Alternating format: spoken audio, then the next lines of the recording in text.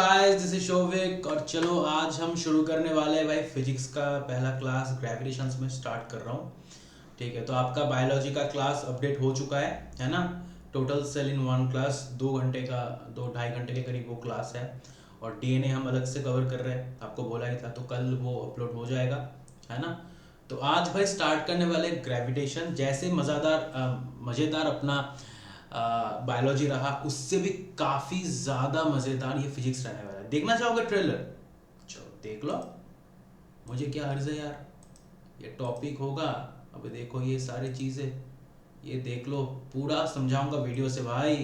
ऐसा थोड़ी है, ये देख लो, ये मज़ेदार, ये गिरता कैसे है देख लो। ये गिर रहा है भाई, गिर गया। अबे यार क्यों गिरा? पढ़ाऊंगा ना आगे, तो देखना होगा ना इसके लिए। तो ऐसे ऐसे होने वाला है। स्लाइड्स देख लो भाई, ये देख लो भाई, ये देख लो भाई, बढ़िया तरीके से देख लो, ये देख लो भाई, ये देख लो, है ना, ये देख लो घूम रहा है, ये देखो सैटेलाइट देख लो भाई, है ना। सब कुछ बढ़िया से समझाऊंगा, है ना भाई, बहुत धमाकेदार। अब देखो ये जियो स्टेशनरी सैटेलाइट है। अब एक देख लो जियो सिंक्रोनस।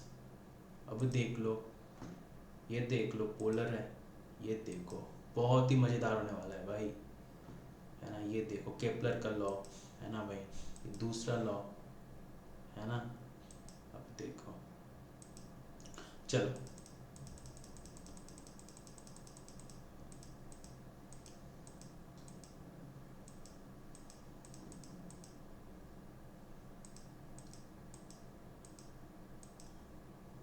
है ना। तो ये क्लास को ज़रूर देख लेना आप, ठीक है। ये बायोलॉजी का क्लास हुआ है ना। काफ़ी अच्छे तरीके से इन डिटेल हमने कवर किया, और मेरा वादा तो रहा कि भाई इसके बाहर क्वेश्चंस नहीं आ सकते, है ना, कभी नहीं आएगा। अगर आता है तो नीट लेवल का आ सकता है, लेकिन अगर हम एसएससी या फिर थोड़ा सा हायर लेवल, मैंने थोड़ा हायर लेवल कवर किया है, आपको पता चली गया होगा। इतना सारा पॉइंट्स मैंने लिखा है तो वो किसी भी क्लास में आपको नहीं मिलेगा, ठीक है ना। तो भाई ये है, एक से मैं पानी किलो, ओए तुरुन,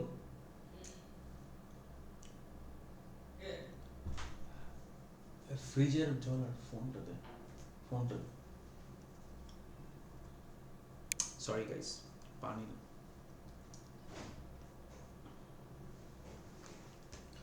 गर्मी बहुत है भाई इसलिए।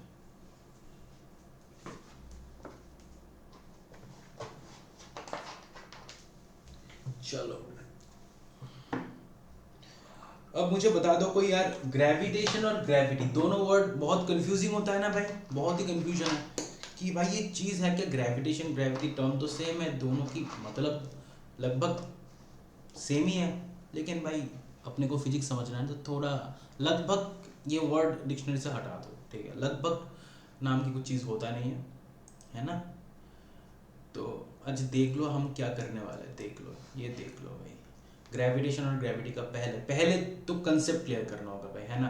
तो ये दोनों चीज़ें क्या है कि हम क्लियर करने वाले। यूनिवर्सल लॉ ऑफ ग्रेविटी करेंगे, एक्सेलरेशन करेंगे, त्वरण, ठीक है, मास एंड वेट, द्रव्यमान और भार, प्लैनेट्स एंड सैटेलाइट्स, उनके बारे में कुछ पढ़ेंगे, सैटेलाइट्स के टाइप्स, केपलर की जो लॉ है प्लैनेटरी मोशन का, है ना, केपलर की लॉ जो है, ठीक है, एस्केप एंड ऑर्बिटल वेलोसिटी, और भी काफ़ी सारी चीज़ें हैं, क्योंकि यहाँ पे तो हर कोई चीज़ मैं लिख नहीं सकता, तो इसलिए जो मेन चीज़ें वो है, कोरियोलिस फोर्स भी है, ठीक है, सेंट्रीपिटल सेंट्रीफ्यूगल फोर्स भी है, न्यूमेरिकल एग्जांपल्स भी है, सब कुछ लेके चलेंगे अपन, ठीक है ना। चलो अब देखो, ये देख लो इधर, ये आ जाओ इधर, ये देखो ग्रेविटी और ग्रेविटेशन क्या है भाई। ग्रेविटेशन का मतलब क्या है पहले ये समझ लो। It is the force of attraction between any two bodies of universe, ठीक है।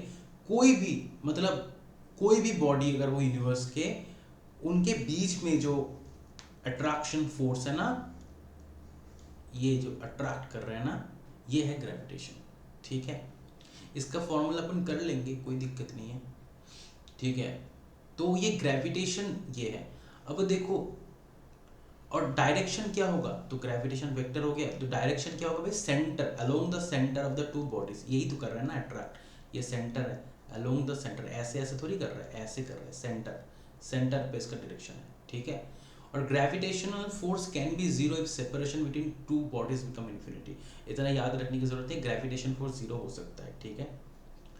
अब देखो ग्रेविटी क्या है अर्थ में, अब ग्रेविटी जो है ना ये अर्थ का खुद का है, ठीक है, ये खुद का है। तो gravity is the earth gravitational pull on a body lying on और near the surface of earth. तो अर्थ के सरफेस और सरफेस के करीब अगर कोई भी बॉडी है उसको अर्थ ना नीचे इस तरह से खींचता है वर्टिकली डाउनवर्ड्स, ये इसका डायरेक्शन होगा वर्टिकली डाउनवर्ड्स, ठीक है। उसका क्या था टुवर्ड्स द सेंटर, ये वर्टिकली डाउन, अगर एक सेब गिरा दो आप तो ये इस तरह से गिरेगा ना, इस तरह से थोड़ी ना गिरेगा, वर्टिकली गिरेगा। ये जो गिर रहा है ना ये गिर रहा है अर्थ की ग्रेविटी की वजह से, है ना। और ये जो गिर रहा है ना ये जो आ रहा है ना ये जी की वजह से, ठीक है। ये दोनों सेम ही है, हम लोग पढ़ेंगे इसको। अब देखो force of gravity on a body is zero at the centre of the earth. Earth की जो सेंटर, ये सरफेस हो गया, नीचे सेंटर है, सेंटर में इसका वैल्यू जीरो हो जाता है, ठीक है। और ये ग्रेविटेशनल फोर्स कब जीरो होता है, जब separation between two bodies become infinity, जब इन दोनों बॉडी की जो सेपरेशन जो डिस्टेंस है ये इन्फिनिटी तक पहुंच जाता है, ठीक है। अब देखो दोनों को चीज़, अब तो मैं बता तो दिया, अब समझना भी है ना, फिर लिखाऊंगा भी थोड़ा सा, ठीक है ना। अब देखो ये है ग्रेविटेशनल फोर्स, है ना। देखो हर कोई हर किसी को अट्रैक्ट कर रहा है, देख रहे हो, हर कोई हर किसी को अट्रैक्ट कर रहा है ना। तो ये ग्रेविटेशनल फोर्स, ये पूरा यूनिवर्स का खेल है, और ग्रेविटी सिर्फ अर्थ का खेल है। चीज सेम ही है। आप चल क्यों पा रहे हो, आप ऐसे उड़ क्यों नहीं रहे हो, चल क्यों पा रहे हो, आप ऐसे चल क्यों पा रहे हो, क्योंकि अर्थ आपको खींच रहा है ना। इसमें फ्रिक्शन भी होता है लेकिन बेसिक बात क्या, अर्थ आपको खींच रहा है ना। तो इसलिए ये है ग्रेविटी, अर्थ की खुद की ग्रेविटी, है ना। चलो, है ना, चलो ठीक है। तो अगर मैं बोलूं ग्रेविटेशन क्या है बेसिक शब्दों में, तो it is force of attraction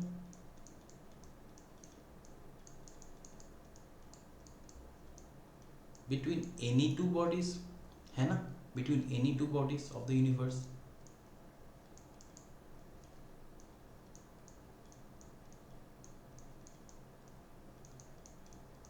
है ना। और डिस्टेंस मैटर नहीं करता, distance between the two bodies doesn't matter. अब देखो इसका एग्जाम्पल क्या है, सन तो सेंटर है, सेंटर में है सन, सन अर्थ को खींच रहा है, मरकरी को खींच रहा है, तो डिस्टेंस तो मैटर नहीं कर रहा, नेपच्यून को भी खींच रहा है, तो डिस्टेंस तो भाई मैटर करता नहीं है ना। और ग्रेविटी क्या है भाई, अब देखो ग्रेविटी है अर्थ का ग्रेविटेशनल पुल, सिर्फ अर्थ का, earth gravitational pull on any object, है ना, lying on or near its surface। Basic सी चीज़ यही है, यही आपको याद रखना है। बाकी ये जो न्यूमेरिकल्स हैं ये तो हम पढ़ेंगे ना आगे, चलो ठीक है। अब देखो ये देखो सबको खींच रहा है, और अर्थ का ग्रेविटी वो भी देख लो भाई, ये है अर्थ का ग्रेविटी, अर्थ में है ना, सरफेस के ऊपर है। अब देखो ये बंदा जो गिर रहा है ना, ये ऐसे क्यों नहीं गिरा, ये इस तरह से गिर रहा है ना, इस तरह से, ये ऐसे क्यों नहीं गिरा, ये इस तरह से क्यों गिरा, क्योंकि जो जी है, जो ग्रेविटी है, वो वर्टिकली डाउनवर्ड पुल करता है आपको, उसका डायरेक्शन ही ये है भाई, है ना। तो इसलिए ठीक है, चलो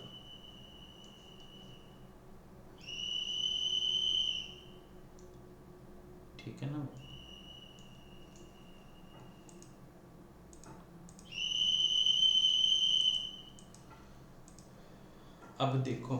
अब देखो इसमें हम लोग थोड़ा कुछ और ऐड करेंगे ग्रेविटी के बारे में, है ना।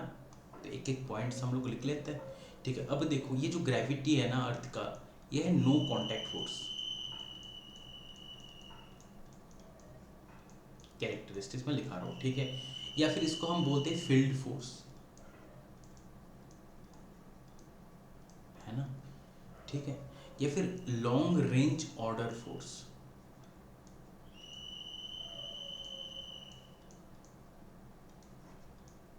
क्यों बोलते हैं भाई? मान लो कि आप सिंगल स्टोरेड एक बिल्डिंग पे खड़े हो, गिरो, मतलब कूद जाओ, नीचे गिरोगे। 50 स्टोरेज पे अगर आप हो, फिर भी आप कूदो, फिर भी आप नीचे गिरोगे। तो आप एक मतलब फर्स्ट फ्लोर पे हो या फिर 50th फ्लोर पे हो, कोई मैटर नहीं करता, आप नीचे ही गिरोगे। क्यों गिरोगे? क्योंकि अर्थ खींच रहा है आपको। तो नो कॉन्टैक्ट फोर्स, कॉन्टैक्ट की जरूरत नहीं है, ठीक है। अब देखो, ये weakest force of the universe है, वीकेस्ट फोर्स है यूनिवर्स है। स्ट्रॉन्गेस्ट फोर्स कौन है भाई? ये भी लिखा देता हूँ। स्ट्रॉन्गेस्ट कौन है? न्यूक्लियर फोर्स, ठीक है। और भाई पीडीएफ जो है भाई, सारा पीडीएफ आपको मिल जाएगा टेलीग्राम चैनल में, लिंक दे रखा है, ठीक है। डिस्क्रिप्शन पे भी लिंक मिलेगा, @भैया की क्लास सर्च कर लेना, ज्वाइन कर लो, पीडीएफ सब कुछ मिल जाएगा, ठीक है। अब देखो, और इसका जो डायरेक्शन है ना, direction of pool towards the centre, है ना।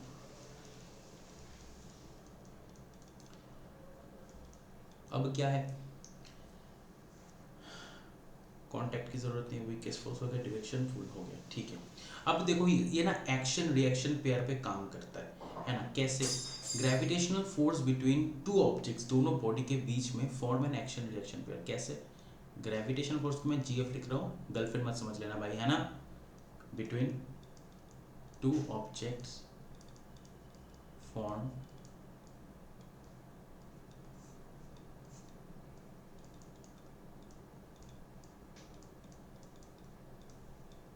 Action reaction pair. कैसे? इसको समझ लो तो जरा। मतलब फोर्स जो है ना, ये मैं लिखा देता हूँ पहले, फिर मैं समझाता हूँ, ठीक है। Forces exerted by both the bodies are of equal magnitude, ठीक है।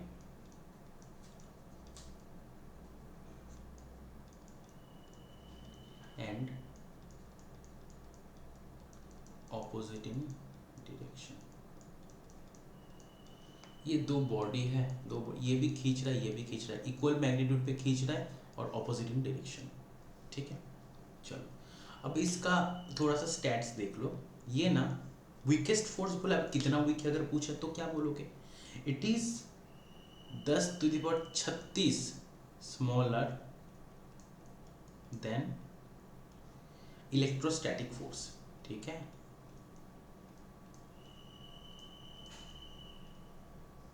और 10⁻38 times smaller than nuclear force. Clear है? ठीक है। अब क्या, अब थोड़ा सा कुछ नॉर्मल चीज है कि अगर छोटा बॉडी होगा तो उसका फोर्स भी तो छोटा ही होगा, तो ग्रेविटेशनल फोर्स भी छोटा होगा। तो it is smaller in small bodies and vice versa, smaller in magnitude, ठीक है, in small bodies and vice versa. मतलब लार्ज बॉडीज में, लार्ज मास की बॉडीज में ये ज्यादा होगा, ठीक है। और क्या है, ये फॉलो करता है inverse square law, inverse square law. अब ये लॉ क्या है समझेंगे अगली स्लाइड पे। आपको दिखाया था ना ये देखो, ये आपने देखा था ना, ये वाला चीज जो मैंने बोला था आगे पढ़ाऊंगा, F is equal to G m1 m2/r², यही है इनवर्स स्क्वायर लॉ। देखो स्क्वायर है, आर स्क्वायर, इनवर्स है 1/1/, ये दिखा, अभी अभी पढ़ाऊंगा, कोई दिक्कत नहीं, अभी पढ़ाऊंगा, बिल्कुल टेंशन मत लो, ठीक है। ये देखो, इसमें ही पढ़ेंगे हम लोग, ठीक है, ठीक है। अब ये D भी लिख सकते हो, R भी लिख सकते हो, ठीक है, ठीक है ना, D और R दोनों लिख सकते हो, ठीक है। चलो कलर को थोड़ा चेंज कर ले अपन, बढ़िया। अब देखो क्या है, यूनिवर्सल लॉ ऑफ ग्रेविटेशन क्या बोलता है। मान लो कि दो ऑब्जेक्ट है, इनका मास है m1 है और इसका है m2 है मास, दोनों के बीच में डिस्टेंस जो है ये r है या फिर t है, जो भी मान लो। तो अब देखो ग्रेविटेशन क्या, अब ग्रेविटेशनल जो फोर्स है वो कैसे काम करेगा। तो F इजिकल टू जी, मतलब यूनिवर्सल जो ग्रेविटेशनल फोर्स है, यूनिवर्स में जो ग्रेविटेशनल फोर्स चल रहा है वो, और m1 m2 बटे r स्क्वायर। ठीक है, ये याद रख लो। ठीक है, g मतलब gravitational constant, g equal to gravitational constant, ये कांस्टेंट है, हर एक के लिए सेम है, यूनिवर्स में जितने बॉडीज है सबके लिए सेम है ग्रेविटेशनल कांस्टेंट। इसका वैल्यू क्या है भाई, पूछ सकते हैं, क्या दिक्कत है, 6.674 इंटू 10⁻⁻11। ठीक है, अब इसका यूनिट क्या होगा, देखो 2 यूनिट है, मतलब यूनिट सेम है, मैं दोनों तरीके से करा रहा हूँ, m⁻³ और s2, या फिर आप इसको न्यूटन मीटर स्क्वायर पर kg स्क्वायर लिख सकते हो। ठीक है, दोनों में से कोई सा भी पूछ सकता है। अब इससे आप क्या समझते हो, इससे आप क्या समझते हो, सॉरी ये प्रोपोर्शनल हो जाएगा। ठीक है, फोर्स। ठीक है, अब इससे क्या समझते हो कि फोर्स ये जो है ये प्रोपोर्शनल टू मास होगा, m1 m2 मास है, ये प्रोपोर्शनल टू मास होगा, और ये इनवर्सली प्रोपोर्शनल टू डिस्टेंस का स्क्वायर का इनवर्स प्रोपोर्शनल होगा, है ना, डिस्टेंस का स्क्वायर का इनवर्स प्रोपोर्शनली होने वाला है ना। ये देख लो, F gravity proportional to mass of object 1 object 2। ठीक है, बढ़िया, ये दोनों आप कंक्लूजन इससे डिराइव कर सकते हो, है ना। अब अगर मैं आपको पूछूं अभी इसका डायमेंशन क्या हो जाएगा भाई, इसका डायमेंशन देख लो, यूजीसी में डायमेंशन मैंने आपको पढ़ाया नहीं ना, ये फर्स्ट चैप्टर यार, यूनिट्स मेजरमेंट हमने पढ़ाया नहीं आपको, वैसे ऐसे भी देख सकते हो, इसका है, ये लिख लो, मैं यूनिट्स मेजरमेंट पढ़ा दूंगा 1-2 दिन में, MLT। ठीक है, MLT। अब देखो क्या है, अब देखो कि यूनिवर्सल लॉ ऑफ ग्रेविटेशन जो है इसका काम क्या है भाई, इसके वजह से ही काम, एक मतलब ये हमको ना अर्थ से बांध के रखता है, हम लोग उड़ नहीं जाते हैं। ठीक है, it binds earth, it binds us to the earth, है ना। दूसरा, motion of moon around earth, moon को भी बांध के रख रहा है, मून को भी अपनी ओर खींच रहा है, इसलिए मून जो है अर्थ की ओर घूमता है ना। मून एंड अदर सैटेलाइट्स, है ना, motion of moon and other satellites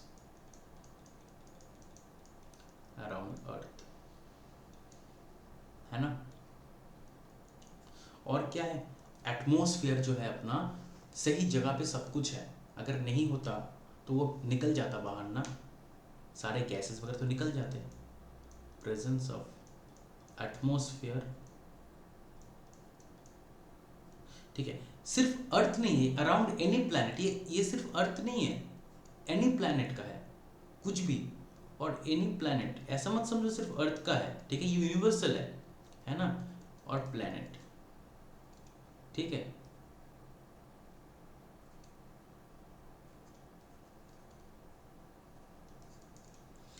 चलो ठीक है, क्लियर हो गया ये।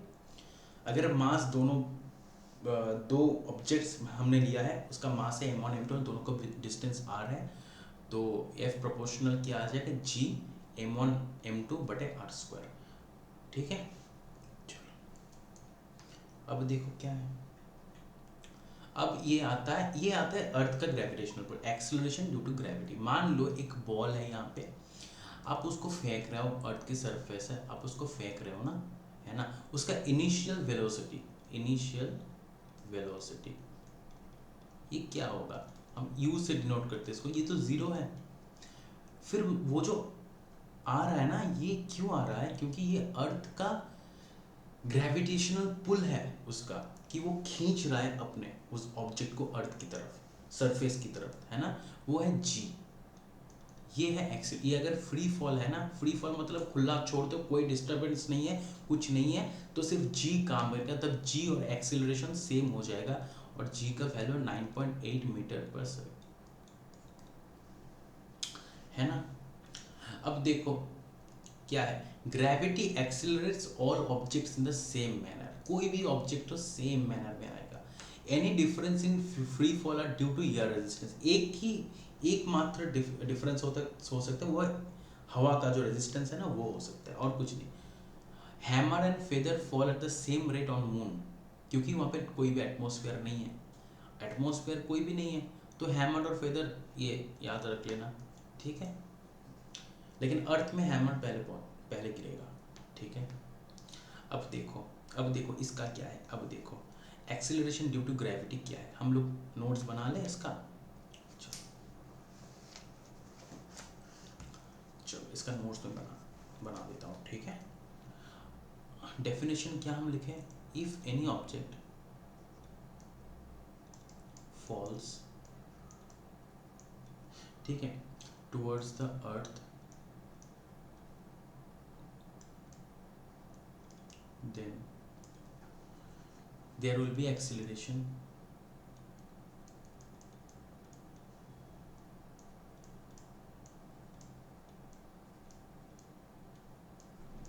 due to gravity, ठीक है।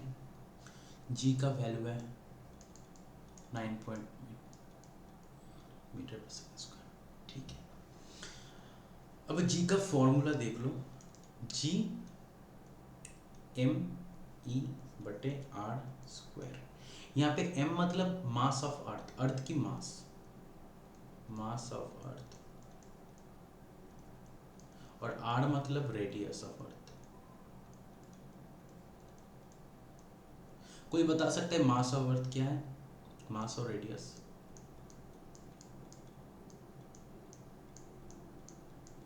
पूछ सकते हैं भाई। रेडियस तो 6400 किलोमीटर है, और मास हो जाएगा 6 × 10⁻24 kg, है ना। अब देखो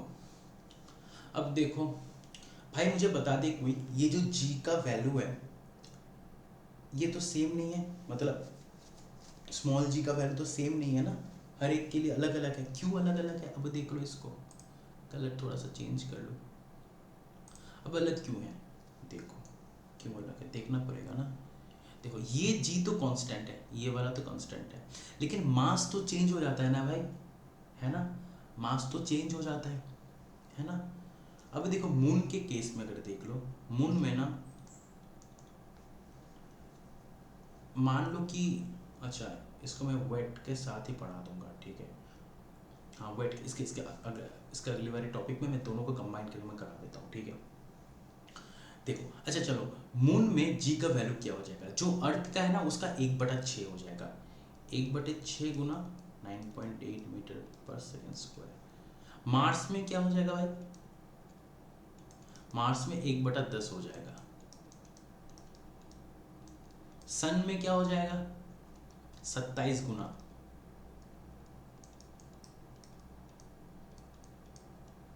ठीक है। चलो इसका अप्रॉक्स वैल्यू जो होगा 274 होगा, ठीक है। और मून में जो है 1.662 ऐसा कुछ होगा, ठीक है। चलो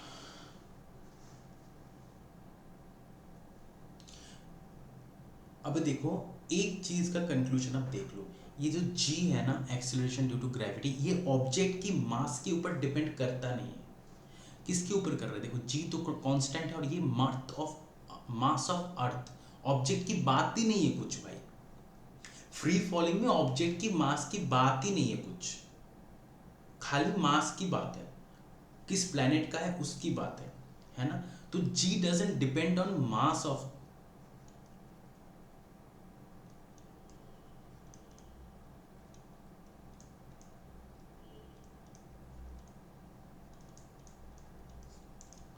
ठीक है ना। अभी देखो जी का कुछ फंडे है, क्वेश्चंस आ सकते हैं, कंसेप्चुअल चीज है।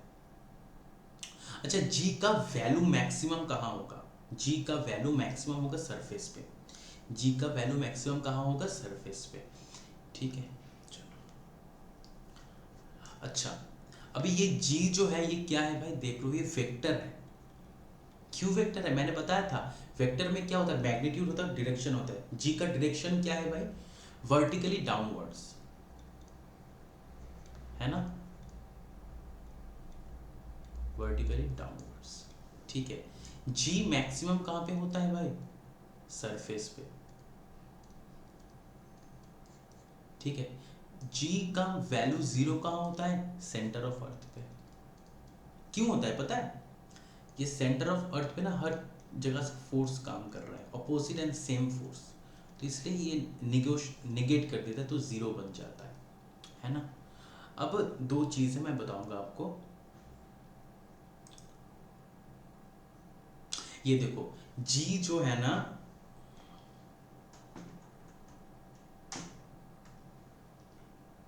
ये देखो, ये देखो, जी जो है, जी मैंने बताया था हर एक चीज के लिए अलग अलग होगा, हर एक चीज के लिए अलग अलग अलग होगा। तो 1 kg का एक बॉल अगर मैं नीचे फेंकूं ना सरफेस पे, तो कौन कौन से प्लेनेट में पहुंचने के लिए उसको कितना टाइम चाहिए ये दिखा है। ये देख लो कितना टाइम लग जाएगा। 1 किलो का अगर बॉल मैं फेंकूं, तो ये कौन से प्लेनेट में जाने के लिए कितना टाइम लग जाएगा, कौन से प्लेनेट में, मतलब ये अर्थ की सरफेस के ऊपर से एक, मतलब मैं बॉल फेंकूं 1 किलोमीटर के ऊपर से, तो उसको कितना टाइम लग जाएगा, है ना, ये बताया इसने। ठीक है ना भाई, देख लो। अर्थ की ग्रेविटी ये देख लो 9.8 है, मून का उससे कम है 1.6 है ना। ठीक, ये मार्स का देख लो 3.7 है ना। तो मैंने लिखा नहीं था 3.7 होगा वो। ठीक है, ये देख लो। अर्थ के लिए 4.5 सेकेंड्स लग जाएगा, मून के लिए भी लगभग 4.5 सेकेंड्स, ऐसा ही है। ठीक है, अब देखो, जी जो है ना भाई, दो चीजें आप देख लो पहले। एक स्लाइड और ऐड कर दे, कर ही देता हूँ। एक दो चीज मुझे लिखाना है इसमें।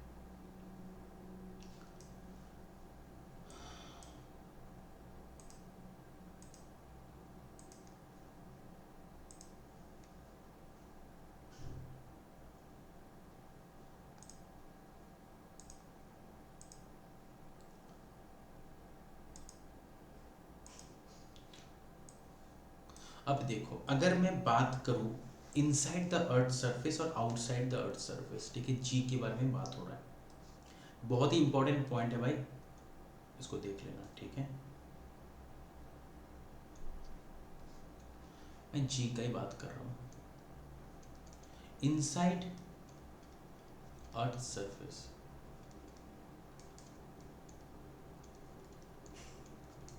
ठीक है, देख लो, डिस्टेंस ऑफ ऑब्जेक्ट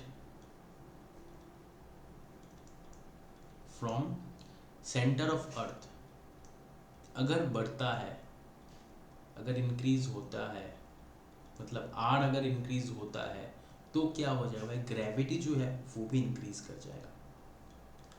मैंने क्या कहा था? सेंटर में जी जीरो होता है ना, सेंटर में जी जीरो हो जाता है, तो जितना आप इससे दूर जाओगे तो उतना आपका जी बढ़ेगा ना, है ना। जितना आर ज्यादा होगा जी उतना, सेंटर में तो जीरो है, उससे जितना दूर जाओ ग्रेविटी बढ़ने लग जाएगी, क्योंकि ग्रेविटी तो सेंटर में जीरो है ना। तो क्या है कंक्लूजन? आर अगर बढ़ा तो जी भी बढ़ेगा। लेकिन आउटसाइड द अर्थ सरफेस देख लो, मतलब ऊपर सरफेस के ऊपर, यहाँ पे ये इसकी बात हो रहा है। आउटसाइड देख लो, आउटसाइड देख लो, अगर आप ऊपर जाओगे, सरफेस में मैक्सिमम है, सरफेस में मैक्सिमम है जी, सरफेस में मैक्सिमम है, तो इससे जितना ऊपर जाओगे या फिर नीचे आओगे जी तो डिक्रीज हो जाएगा, क्योंकि सरफेस पे तो भाई मैक्सिमम है, उसके ऊपर जा रहे हो, उससे दूर जा रहे हो, है ना। तो जितना आर अगर बढ़ा, डिस्टेंस बढ़ा, तो जी घटेगा। ठीक है, अगर आर घटा तो जी बढ़ेगा, है ना। ये क्लियर हुआ? चलो, अब आते हैं अपन नेक्स्ट टॉपिक, वो है वेट एंड मास। मास मतलब वेट मतलब भार और द्रव्यमान मतलब मास, ठीक है ना। अब देखो क्या है, मजा आ रहा है ना भाई। देखो मास क्या है ना, मास क्या है। मास को आप मान लो कि बॉडी वेट है। बेसिकली अगर मैं 60 किलो वजन का हूं तो ये 60 किलो मेरा है, ये चेंज नहीं होगा, ठीक है। और वेट मतलब W इक्वल टू mg, याद रख लेना, ठीक है। G मतलब ग्रेविटी, M मतलब मास, खुद का, आपका खुद का बॉडी का मास, और ये ग्रेविटी, ठीक, ठीक है। तो क्या है देख लो, mass is a property of matter, the mass of an object is the same everywhere. देखो मान लो मैंने क्या कहा था, मून में G का वैल्यू 1/6 हो जाता है। मून में 1/6 हो जाए तो आपका अगर 120 है, मून में 20 हो जाएगा उसका, आपका वजन, वेट, मास नहीं, वेट हो जाएगा 20। अब देखो क्या है, तो ये कभी चेंज नहीं होता है, never changes, can never be zero. क्यों कैन नेवर बी जीरो, क्यों, यहाँ पे एक law of conservation of mass है, तो मैं लिख देता हूं, law of conservation of mass. मतलब अगर आप में आपका कोई मास है नहीं तो आप एग्जिस्ट ही नहीं करते, ये वो लॉ है, law of conservation of mass. अगर आपके पास कोई मास नहीं है तो आप एग्जिस्ट ही नहीं करता। अगर मेरा वेट 0 है तो मैं एग्जिस्ट नहीं करता, है ना। मतलब मास अगर मेरा 0 तो मैं एग्जिस्ट ही नहीं करता। Mass doesn't change according to location, बिल्कुल चेंज नहीं करते, क्योंकि मास जी पे डिपेंड नहीं करता, स्मॉल जी पे डिपेंड नहीं करता। मास इज स्केलर क्वांटिटी, मतलब इसका सिर्फ मैग्नीट्यूड होगा, डायरेक्शन नहीं होगा। मास में be measured using an ordinary balance, हाँ कोई भी बैलेंस में माप सकता हूँ। Mass is measured in grams and kilograms, ठीक है। तो इसका एसआई यूनिट है किलोग्राम, याद रख लेना, एसआई यूनिट है केजी। ये मैं यूनिट्स और मेजरमेंट करवा दूंगा, ठीक है। अभी देखो weight depends on the effect of gravity, क्यों, देखो जी है, जी मतलब ग्रेविटी, वेट इंक्रीजेस और डिक्रीजेस विद हायर और लोअर ग्रेविटी, बिल्कुल। अगर सन में जाओगे तो 27 गुना ज़्यादा आपका वेट हो जाएगा। अगर आपका वेट 10 किलो है, अगर आपका मास 10 है तो सन में वो 27 गुना हो जाता है, 27 गुना। मार्स में 1/10 हो जाएगा, मून में 1/6 हो जाएगा, है ना। वेट कैन बी जीरो, हाँ जीरो हो सकता है अगर कोई ग्रेविटी नहीं काम किए, अगर कोई ग्रेविटी नहीं काम करते तो वेट जीरो हो सकता है।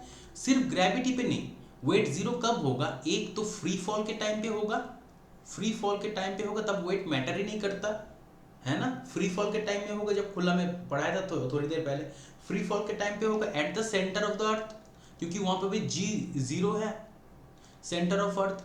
क्यों बताया था, हर तरीके से फोर्स ऑपोजिट डायरेक्शन में सेम और इक्वल फोर्स काम कर रहा है, तो जीरो हो जा रहा है, नेगेटिव हो रहा है। 3 और कहाँ, स्पेस क्राफ्ट और सैटेलाइट, मतलब वो स्पेस में हो गया, ये तो दिया ही है, फिर मैं लिख दे रहा हूँ, space craft, inside space craft और सैटेलाइट। 4 और कहाँ हो सकता है, देखो स्पेस क्राफ्ट और सैटेलाइट में जो है ना, हाँ ठीक है। 4 कहाँ हो सकता है, इनसाइड ए लिफ्ट, मतलब फ्री फॉलिंग लिफ्ट, अगर लिफ्ट चल रहा है उसका जो वायर आप कट कर दो तो वो फ्री फॉलिंग हो जाएगा, हाँ, inside a free falling lift.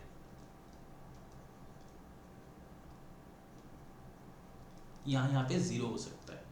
Wait varies according to location, बिल्कुल मून में अलग होगा। Weight is a vector, vector मतलब मैग्नीट्यूड होगा, डायरेक्शन भी होगा, और इसका direction towards the centre of earth, मैंने बोला था वर्टिकली डाउनवर्ड्स है जी का डायरेक्शन, ठीक है। Weight is measured using a spring balance, spring balance से मेजर करते हैं यहाँ पे ऑर्डिनरी बैलेंस पे। Weight is measured in newton, तो इसका एसआई यूनिट क्या हो जाएगा, न्यूटन हो जाएगा, बिल्कुल बिल्कुल। अब देखो कुछ पॉइंट्स है जो मैं बता रहा हूँ, ठीक है। देख लो इसको, कलर चेंज कर ले भाई, काफ़ी टाइम से नहीं, कौन सा ले ले, बता दो यार, कौन सा ले ले, ग्रीन, येलो ले लेते हैं, ठीक है। देखो अगर मैं सेंटर ऑफ द अर्थ की बात करूं, क्या है यहाँ पे, देखो जी जो है ना भाई, जी मतलब ग्रेविटी जो है ये मोर एट पोल्स है, ये तो 0 है पोल्स में, इक्वेटर में, मिनिमम है, मैक्सिमम है।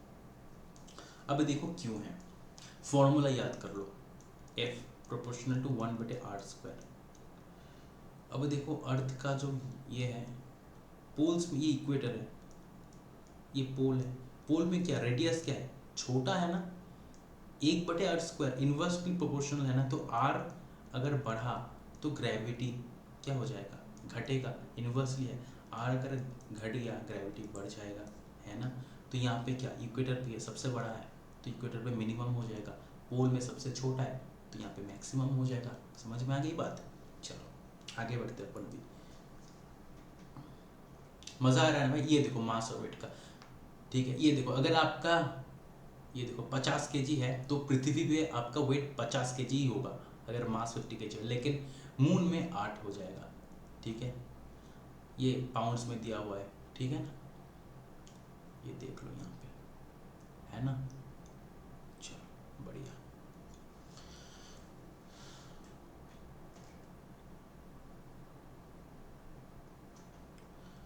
अब आते हैं अपन प्लैनेट्स एंड सैटेलाइट्स पे। प्लैनेट्स,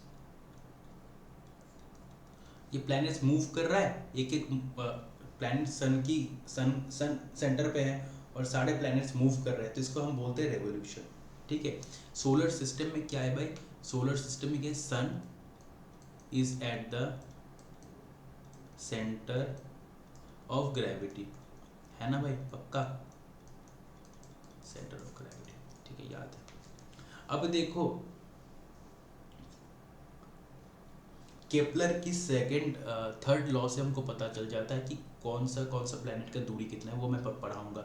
अब देखो सन से सबसे करीब और सबसे दूर जो 8 प्लैनेट्स है ना, वो अपन लिख लेते हैं। पहले क्या है भाई, पहले है मरकरी, फिर वेनस,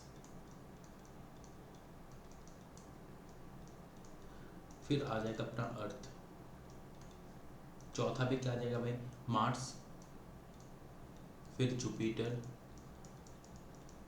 फिर आ जाएगा अपना सैटर्न, ठीक है, फिर Mars Venus Earth, sorry mercury Venus Earth Mars Jupiter Saturn Neptune, 8वीं पे तो नेपच्यून है, 7वीं पे सैटर्न है, मरकरी वेनस, कौन सा मिस कर रहा हूँ भाई, जो भी है यार, इसके बाद ना कुछ होगा, मार्स के बाद होगा कुछ, ठीक है, याद कर लेना। तो ये है। अब देखो, अब प्लैनेट जो है रिवॉल्व करते हैं सन के अराउंड, खुद के अराउंड भी रिवॉल्व करता है, उसको हम बोलते हैं रोटेशन। देख लो अर्थ अपने एक्सिस पे रोटेट कर रहा है इस तरह से, वेस्ट टू ईस्ट, है ना, ये देखो रोटेट कर रहा है। एक और चीज़ है भाई सैटेलाइट, जो जैसे अपना मून है अपना सैटेलाइट नेचुरल, आर्टिफिशियल है इनसैट, ठीक है, फिर आर्यभट्टा इनसैट 8 है ना, ये सब आर्टिफिशियल सैटेलाइट है। वो क्या करते हैं, किसी भी प्लैनेट की अराउंड घूमते हैं, है ना, ये देख लो घूम रहा है, ठीक है। चलो अब हम लोग सैटेलाइट के टाइप पे चलेंगे, ठीक है। सैटेलाइट के टाइप, 3 तरह का सैटेलाइट होता है, एक हो गया जियो स्टेशनरी, फिर हो गया पोलर, और ये क्या जियो सिंक्रोनस। जियो सिंक्रोनस की एक टाइप है जियो स्टेशनरी, ठीक है। पहले आप ना एक एक को देख लो, है ना, फिर हम पढ़ाएंगे आपको इसको, तब तक देख लो जियो स्टेशनरी क्या है, एक जगह पे देख लो, एक जगह पे है, इसमें कॉल है ना, एक ही जगह पे है ये,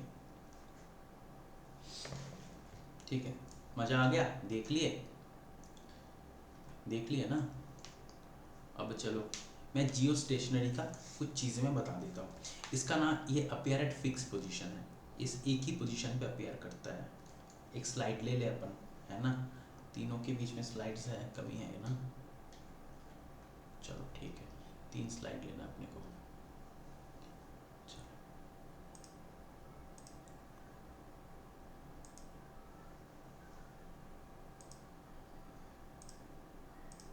ले लिए। अब देखो इसके बाद एक और लेना है,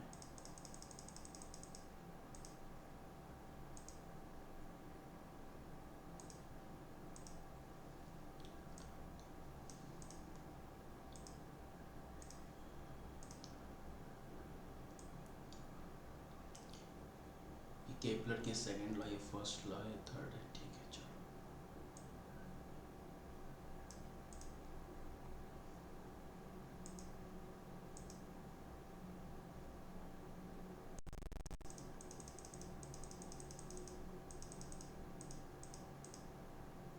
ठीक है, आप देख लिए इसको, ठीक है चलो।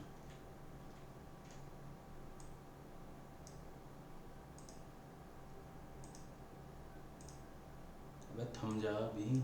अब जियो स्टेशनरी सैटेलाइट के बारे में अपन लिखते हैं, ठीक है। स्टेशनरी मतलब एक ही जगह फिक्स्ड है, फिक्स्ड है, ये एक ही जगह पे है तो फिक्स्ड है,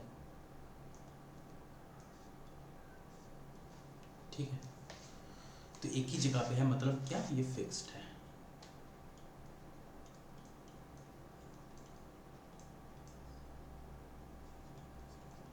तो पहला पॉइंट क्या आ जाएगा भाई, fixed, appear eight a fixed position, ठीक है ना। अबे यार, appear eight a fixed position and a fixed height, height भी फिक्स्ड है, क्लियर है। अब देखो इसका हाइट क्या है भाई, फिक्स्ड हाइट मतलब हाइट तो कुछ होगा, तो ये इसका हाइट है 36,000 kilometre from the earth surface, position भी है, ठीक है। अब रेडियस भी है इसका एक फिक्स्ड, ठीक है, रेडियस है 42,400 किलोमीटर इसका रेडियस है, इस हाइट पे ये रहता है, ठीक है। अब देखो ये टाइम कितना लेता है रोटेशन के लिए, ये अर्थ की सेम टाइम लेता है, जियो सिंक्रोनस भी लेता है, ये भी लेता है, टाइम 24 घंटा लेता है, क्लियर है चलो बढ़िया। इसका एग्जाम्पल मुझे बता दो भैया, इनसैट है 2A 2B 1B ये सब, ठीक है, इनसैट 2C। अब स्टेशनरी सैटेलाइट का काम क्या है, बेसिक काम क्या है, ठीक है। ये टीवी सिग्नल जो टेलीकास्ट होता है ये उसी में काम करता है ज़्यादा, यूजेस टीवी सिग्नल टेलीकास्ट, है ना, बिल्कुल टीवी प्रोग्राम्स को टेलीकास्ट करता है, टेलीकास्ट, ठीक है। और क्या करता है भाई, रिफ्लेक्ट करता है टीवी प्रोग्राम्स को,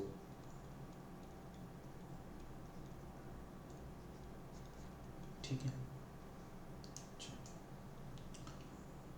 और क्या करता है भाई, कम्युनिकेट करता है, हाँ है ना, वाया रेडियो, ये सब टीवी, चलो ठीक है, वो जनरल यूजेस ऑफ सैटेलाइट पे अपन लिख लेंगे, ठीक है। तो इसका ये दोनों बेसिकली यही काम है। अब आता है जियो सिंक्रोनस, इसको देख लो,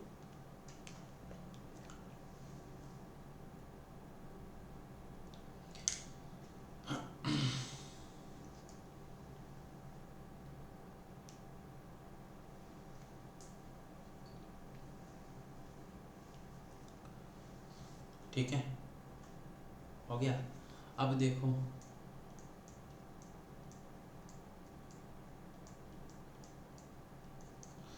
ये जो है ना, ये कहाँ पे प्लेस्ड है, देखो ये प्लेस्ड है अपना जियो सिंक्रोनस ऑर्बिट पे प्लेस्ड है,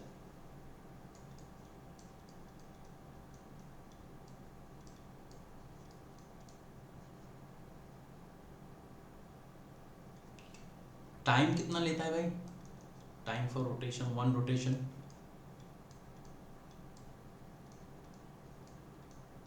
24 घंटे, ठीक है ना, ठीक है। देखो अब जियो सिंक्रोनस सैटेलाइट और जियो स्टेशनरी सैटेलाइट के बीच में, इनके बीच में बेसिक मतलब सिमिलैरिटी और डिफरेंस के, अच्छा पहले इसका यूज अपन कर ले, यूजेस देख ले पहले, फिर वो पॉइंट अपन कर लेते हैं, ठीक है। देखो ये ना बेसिकली जो काम करती है कम्युनिकेशन में आता है काम, अक्रॉस द सी ओशन, जहाँ पे कुछ काम है नहीं उनके कम्युनिकेशन में, ठीक है। फिर आता है आपका डिजास्टर मैनेजमेंट में, है ना, ठीक है। और क्या, और कहाँ हो जाता है काम इसका, देखो पोलर और इसका काम थोड़ा सेम है कि वेदर वेदर कंडीशंस फोरकास्ट में, वेदर फोरकास्ट में, ब्रॉडकास्टिंग एटसेट्रा इनका काम है। ठीक है, ठीक है ना। अब देखो, मेनली इसका काम भाई कम्युनिकेशन ही है, मेनली काम कम्युनिकेशन है। ठीक है, इमरजेंसी सिचुएशन में कम्युनिकेशन, मान लो कि एक बहुत लाइक अटलांटिक ओशन है, तो एक एक जगह से दूसरी जगह डिजास्टर के टाइम में आपको कम्युनिकेशन करना है, तब आप इस सैटेलाइट से कम्युनिकेशन करते हो। सैटेलाइट फोन्स वगैरह होता है ना, तो ये काम में आता है ये। ठीक है, बेसिकली देख लो, मैं एक चीज़ आपको बता रहा हूँ कि जियो स्टेशनरी सैटेलाइट जो ये एक पार्ट है जियो सिंक्रोनस का। ठीक है,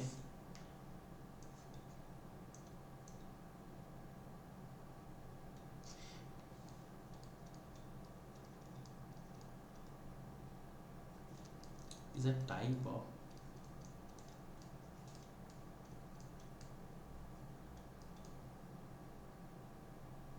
जियो सिंक्रोनस सैटेलाइट।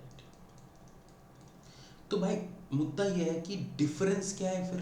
डिफरेंस तो कुछ होगा, नाम तो सेम हो जाता नहीं तो, है ना भाई। देखो, जियो स्टेशन ऐसे लिख रहा हूं मैं, जियो। देखो, एक का ना फिक्स्ड इंक्लाइनेशन होता है और एक है फिक्स जगह पे। ये तो फिक्स जगह पे रहता है, फिक्स्ड हाइट,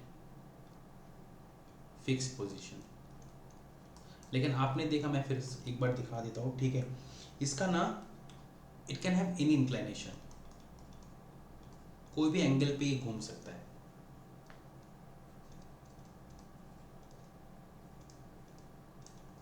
ठीक है,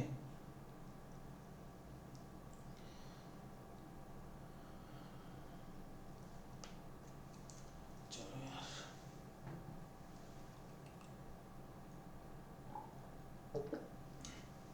और जो फिक्स पोजीशन है ना इसका, ये भाई इक्वेटर पे रहता है हमेशा, इक्वेटर पे जियो स्टेशनरी।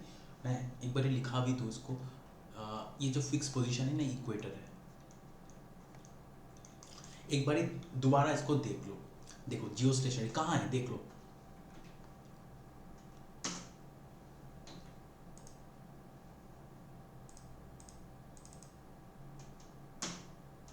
चल क्यों नहीं रहा है भाई,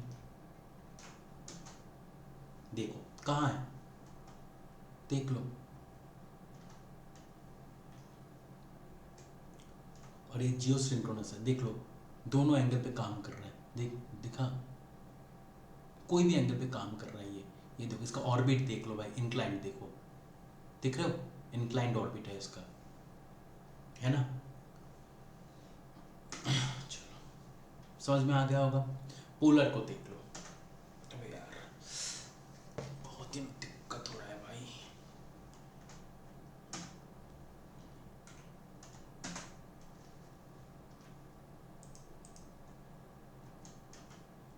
क्या हो रहा है भाई, ये देखो पोलर, मतलब पोल की साइड पे ऐसे ऐसे घूम रहा है, पोल, है ना। मान लो ये अर्थ है, ये पोल है, तो ये ऐसे ऐसे ऐसे ऐसे घूमता है। ठीक है, चलो।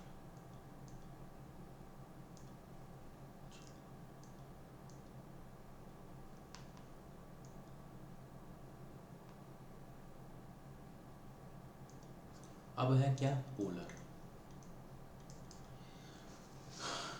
इसका हाइट क्या है भाई, इसका भी सेम फिक्स्ड हाइट पे ही है, क्योंकि पोल तो फिक्स्ड है भाई, 880 किलोमीटर हाइट।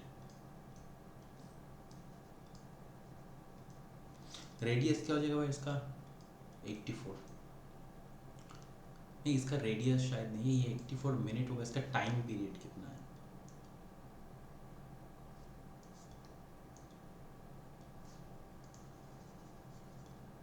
टाइम कितना लेता है रोटेशन के लिए, टाइम 84 मिनट। क्लियर है। इसका एग्जाम्पल आप क्या बोल सकते हो, PSLV सैटेलाइट। यूज़ क्या है इसका, यूज़ क्या है इसका, वेदर फॉरकास्ट एक है, और क्या है भाई, आप अर्थ की जो अपर एटमॉस्फेयर है ना, उसका स्टडी आप पोलर से करते हो, स्टडी अपर एटमॉस्फेयर, ठीक है। और ये कहाँ पे रिवॉल्व करता है? ये revolves in polar orbit of the अर्थ।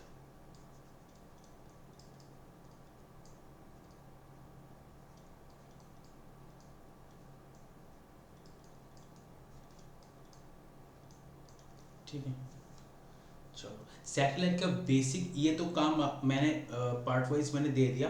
अभी जो देखो और एक दो काम सब सब कवर हो ही गया। एक काम और है जो है स्टडी करना है कॉस्मिक रेज को, study cosmic rays and solar radiation.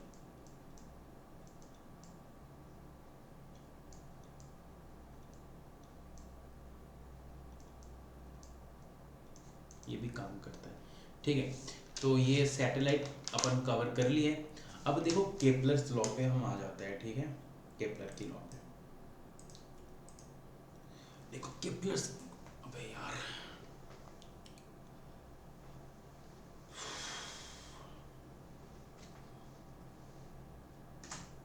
देखो केपलर का लॉ क्या बोल रहा है, अ प्लैनेट, देखो पहला लॉ क्या है, देखो दो फोकस है यहाँ पे, हाँ एक फोकस नहीं दो फोकस है, एक जगह पे तो प्लैनेट है एक जगह पे सन है, ठीक है। तो पहला लॉ क्या है केपलर का, ये देखो पेरीहेलियन में जो है ना भाई, पेरीहेलियन में सबसे तेज भागता है, पेरीहेलियन में ना, पेरीहेलियन मतलब नियर द सन जब आता है ना कोई, तो फास्टेस्ट मूव करता है।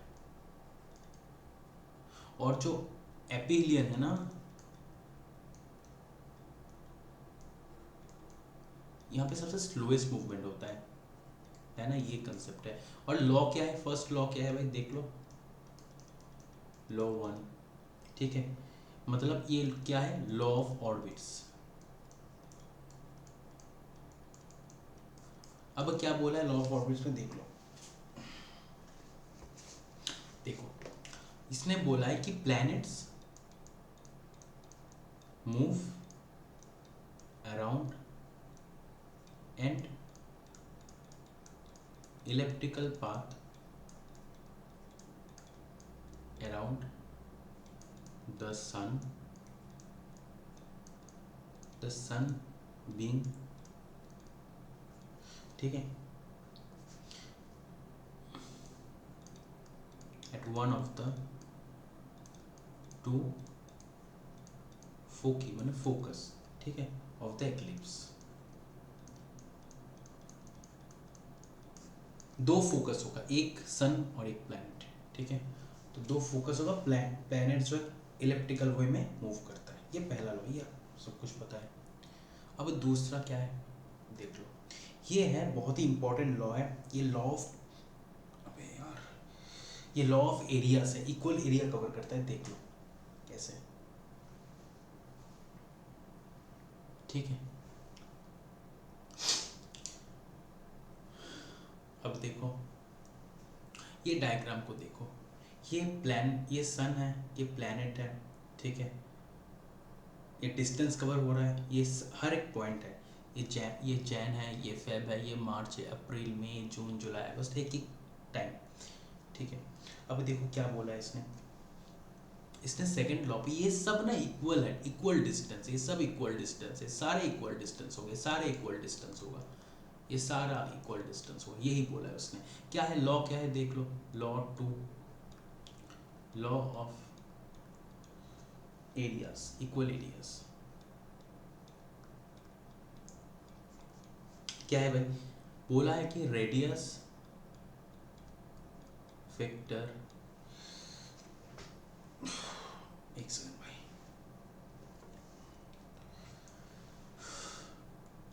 ऑफ एनी प्लैनेट, ठीक है,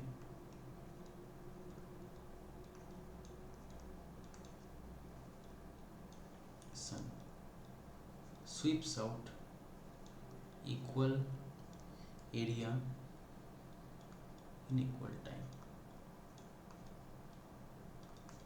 इक्वल टाइम एक एक महीना का गैप है, एक एक महीना के इक्वल टाइम में इक्वल एरिया कवर हुआ, यही बस चीज़ है, आपको इतना कुछ याद रखने की ज़रूरत है, equal area in equal time, ठीक है। अब मोस्ट इंपॉर्टेंट है थर्ड लॉ, देखो थर्ड लॉ में क्या है, मैं समझाता हूँ अभी आपको, रुको। थर्ड लॉ मतलब law of periods, time frame. बोलता क्या है, द स्क्वायर, ये देखो, the square of the orbital period जो है ना of the revolution of A planet, square of the orbital period of the revolution of planets, ये क्या है भाई, proportional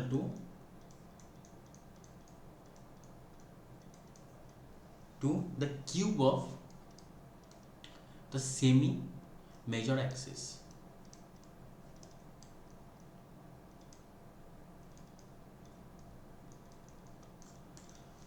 अब इसका मतलब क्या है देख लो। अगर मैं ऑर्बिटल पीरियड का टाइम अगर t मान लूँ, T square proportional to a cube, ये मतलब उसको जो length of semi major axis, ठीक है। अब अगर प्रोपोर्शनल है तो यहाँ पे मैं इक्वल देके के क्यूब लिख सकता हूँ। के मतलब क्या है, केपलर कांस्टेंट,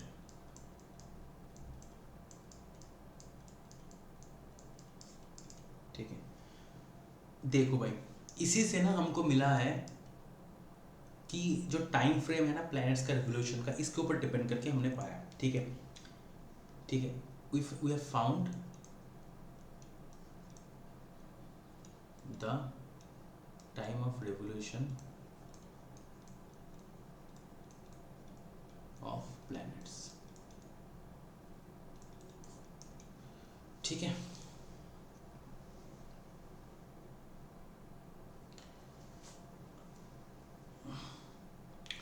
बेसिकली क्या है भाई, ए मान लो डिस्टेंस है फ्रॉम द सन, ए है डिस्टेंस फ्रॉम द सन, तो जितना डिस्टेंस आपका सन से बढ़ेगा उतना टाइम ज्यादा लगेगा आपको, उतना टाइम आपको ज्यादा लगेगा, ठीक है। मरकरी का बहुत कम टाइम में उसका रिवोल्यूशन होता है, अर्थ का उससे ज़्यादा है, उससे कम, अर्थ से कम है विनास का, मार्स का अर्थ से ज़्यादा। ये देखो, ये देखो, इस तरह से इंक्रीज हो रहा है रिवोल्यूशन का time.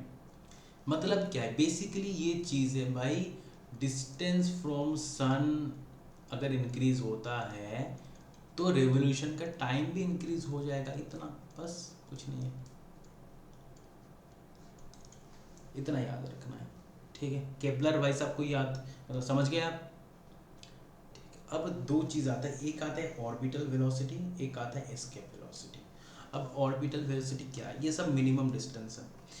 Minimum distance required by any planet, ठीक है। नहीं सॉरी, क्या लिख रहा हूँ मैं यार, दिमाग खराब हो चुका है।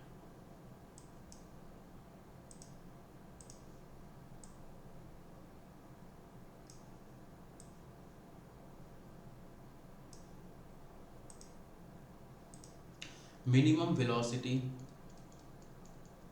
required to put any planet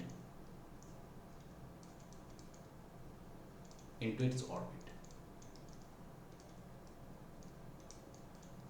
मतलब सबसे मिनिमम जो स्पीड या फिर वेलोसिटी आप बोल सकते हो, वेलोसिटी चाहिए किसी भी प्लैनेट को उसकी ऑर्बिट पे रहने के लिए, ठीक है, कि इससे कम नहीं हो सकता भाई, इससे कम होगा तो आप बाहर निकल जाओगे। जैसे कि मैं दिखा रहा हूँ आपको,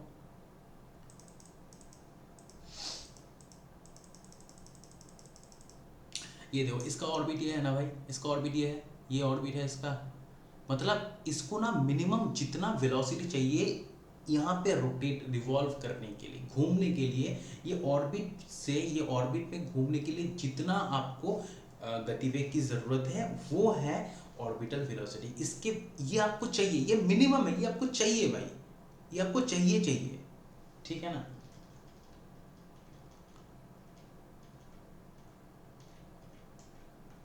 ठीक है ना, चलो। अब देखो इसका फॉर्मूला क्या है, इसको हम V0 से रिप्रेजेंट करते हैं, VO, ये मतलब रूट ओवर GM/R। R मतलब रेडियस ऑफ द प्लैनेट और M मतलब मास ऑफ द प्लैनेट, ठीक है। और ये बाहर हो रहा है, अर्थ के बाहर हो रहा है, तो G मतलब यूनिवर्सल जो है, ठीक है, ये याद रख लेना आप, ठीक है। अब देखो ऑर्बिटल वेलोसिटी ऑफ प्लैनेट का हो गया, क्या सैटेलाइट का पूछे? अगर सैटेलाइट का पूछे तो देखो सैटेलाइट के मून का ही मैं बता देता हूँ, ये क्वेश्चन आता है, ऑर्बिटल वेलोसिटी ऑफ मून क्या हो जाएगा, ये आ जाएगा। अब जी की जगह तो भाई स्मॉल जी मतलब अर्थ का आ जाएगा, GM/R, ठीक है।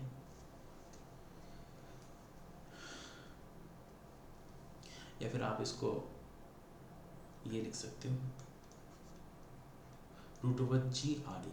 और इसका वैल्यू देख लो, ये वैल्यू ही पूछता है, 7.92 किलोमीटर प्रति घंटा या फिर 8 किलोमीटर पर आवर, ठीक है।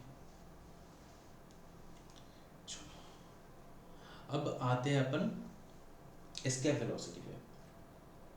ये है एस्केप वेलोसिटी, कुछ समझ में आ रहा है आपको? कुछ समझ में आ रहा है? कुछ समझ में आ रहा है? देखो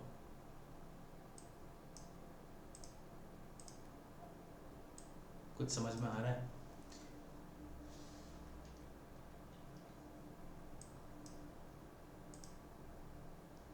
देख लो निकल रहा है, सारी चीज़ निकल रहा है, दिख रहा है आपको? रॉकेट बाहर जा रहा है, देखो ये देखो, ये देखो किसी को ज़्यादा बहुत ही स्पीड में निकल गया, ये जुपिटर बहुत ही स्पीड में निकल गया, ये धीरे धीरे जा रहा है ना। अब क्यों? अब क्यों इसको समझते हैं। हाँ भाई देख लिया, मज़ा आ गया, समझ में आ गया। अब देखो क्या है, इसको हम एस्केप वेलोसिटी को ना हम v से डिनोट करते हैं, ठीक है।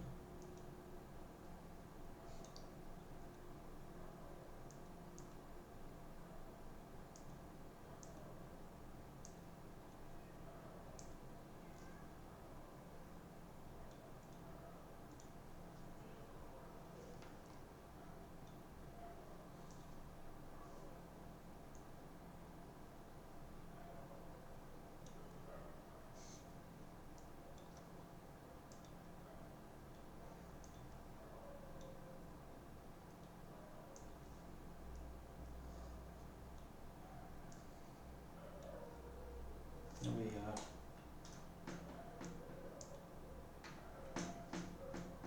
कहाँ करना था, मैंने किया कहाँ?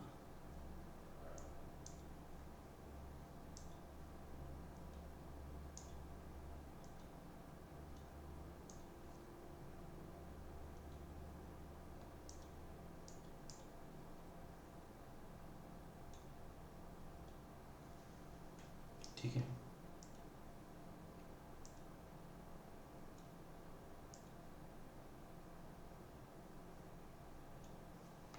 अब देखो ये क्या है, इसका वेलोसिटी,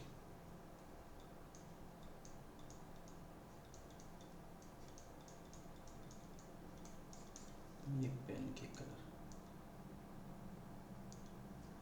क्या है देख लो, इसका velocity, it is the minimum velocity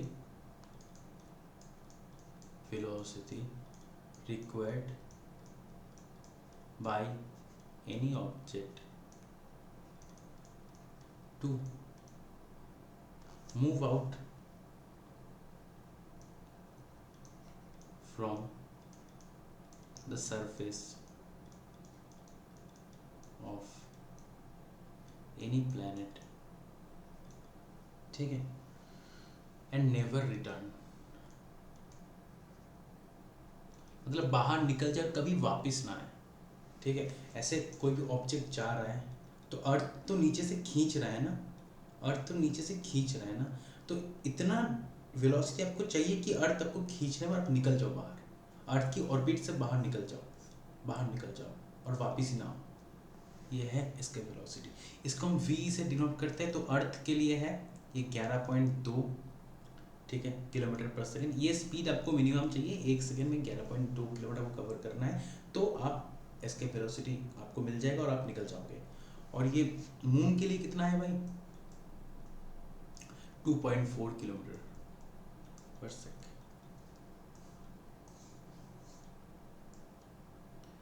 ठीक है, चलो अब दो तीन चीजें हम ना देख लेते हैं क्या है वो। अगर अगर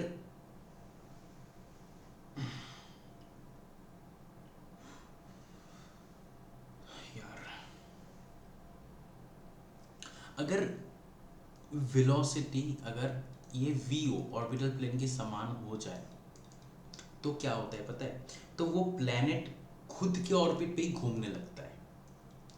the planet revolves around its own orbit.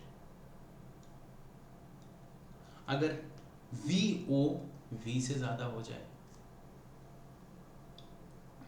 है ना, तो क्या होता है? प्लैनेट जो है बाहर निकल जाता है यार, गोज आउट ऑफ ऑर्बिट।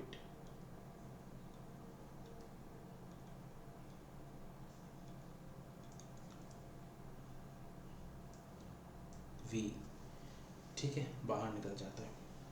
अगर अगर कोई भी सैटेलाइट का कोई भी if any satellites orbital velocity, अगर ये ऑर्बिटल वेलोसिटी अर्थ या फिर कोई भी उसका जो प्लैनेट है उसके उससे इक्वल हो जाए तो क्या हो जाएगा? मतलब अर्थ की जो ऑर्बिटल वेलोसिटी है उससे अगर इक्वल हो जाए अर्थ या फिर प्लैनेट, तो वो टूट के ना सरफेस पे गिर पड़ेगा, break down and fall on the surface of the planet. तो ये तीन चीजें याद रख लेना, ठीक है। अब दो तीन चीजें बाकी है।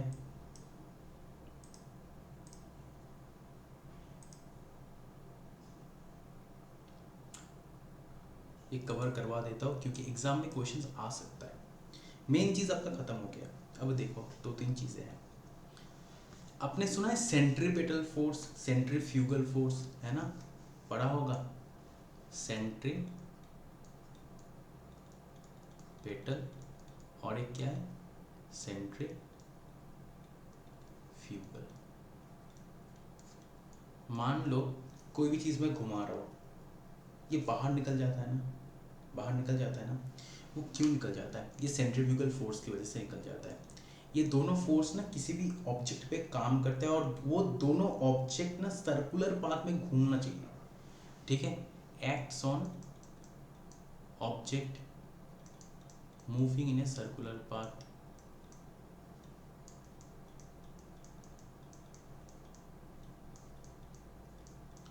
ये है आउटवर्ड फोर्स, है बाहर,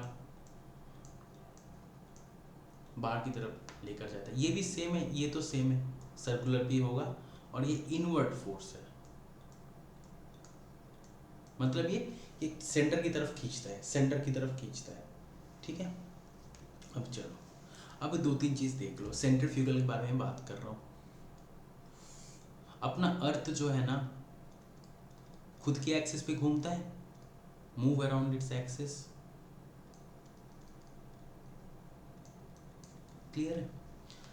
अब देखो डायरेक्शन जो है ना इसका सेंट्रीफ्यूगल का, वो हर वक्त सेंटर से आउटवर्ड ही होगा, ठीक है। डायरेक्शन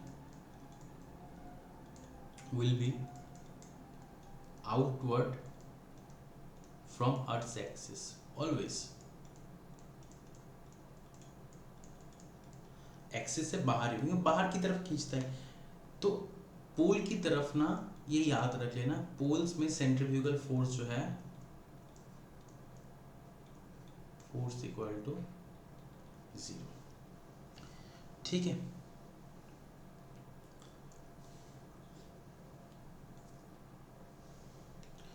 ठीक है, चलो अब एक न्यूमेरिकल्स अपन देख लेते हैं, ठीक है।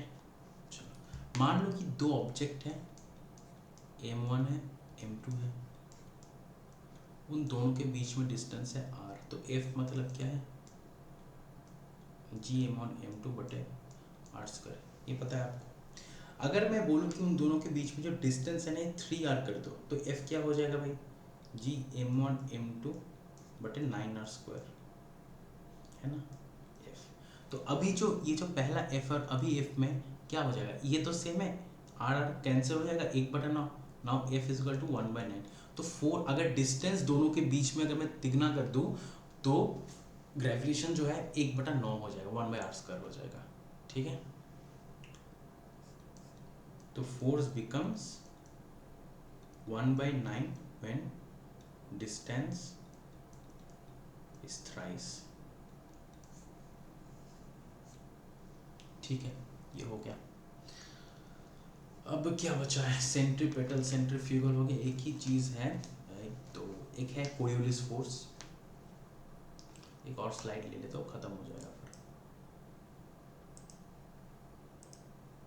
और एक इंस्ट्रूमेंट है लीगो इंस्ट्रूमेंट, वो भी करवा दूंगा, बस उसके बाहर कुछ नहीं आने वाला है।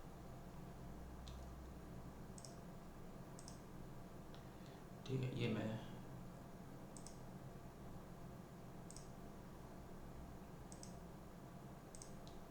अब देखो क्या आता है, ये है कोरियोलिस फोर्स। क्या है कोरियोलिस फोर्स, ये चीज क्या है भाई, जैसे नॉर्थ हेमिस्फीयर में ना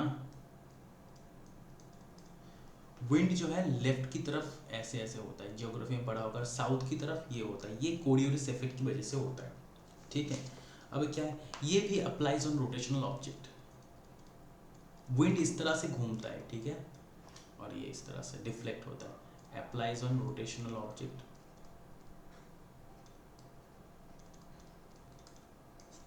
ठीक है। दूसरा, ये डिटरमाइंड क्यों होता है, determined by mass and rate of rotation, mass and rate of rotation, clear.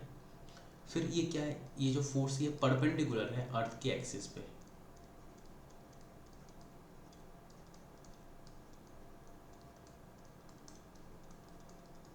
ठीक है।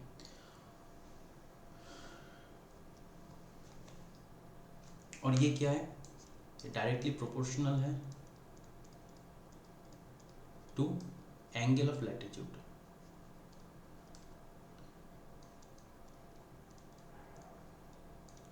ठीक है। और ये अफेक्ट्स डायरेक्शन ऑफ विंड, क्या अफेक्ट करता है, नॉर्थ हेमिस्फीयर में विंड डिफ्लेक्ट्स लेफ्ट और साउथ में right, most strongest in south hemisphere, क्यों, क्योंकि साउथ में ज़्यादातर, आप मैप देखोगे ना तो साउथ में ज़्यादातर सी है, तो विंड बहुत अच्छे से मूव कर सकता है, ठीक है, तो इसलिए साउथ में जो है सबसे स्ट्रॉन्ग है, ठीक है। और इसका वैल्यू है क्या, इक्वेटर में ये 0 है और पोल्स में ये मैक्सिमम है, ठीक है, और कुछ नहीं है। और एक चीज़ है, एक इंस्ट्रूमेंट है लीगो, ग्रेविटेशनल वेव जो है ना सबसे पहले लीगो से ही नापा गया था, ठीक है। इसका फुल फॉर्म देख लो बस, और कुछ नहीं, लेजर, इसका क्या था यार, लेजर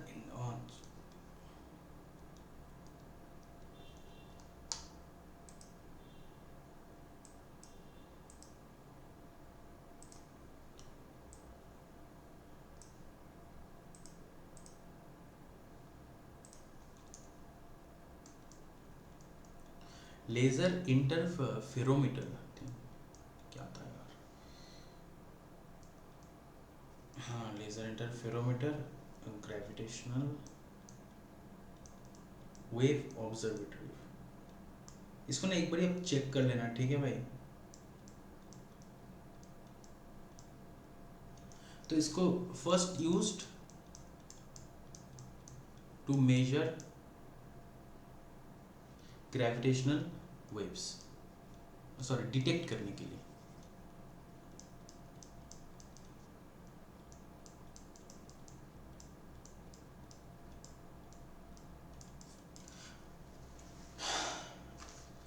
तो हमारा ग्रेविटेशन खत्म हुआ भाई, ठीक है। तो एक ही भाई लाइक शेयर सब्सक्राइब कर देना, कैसा लगा कमेंट करना।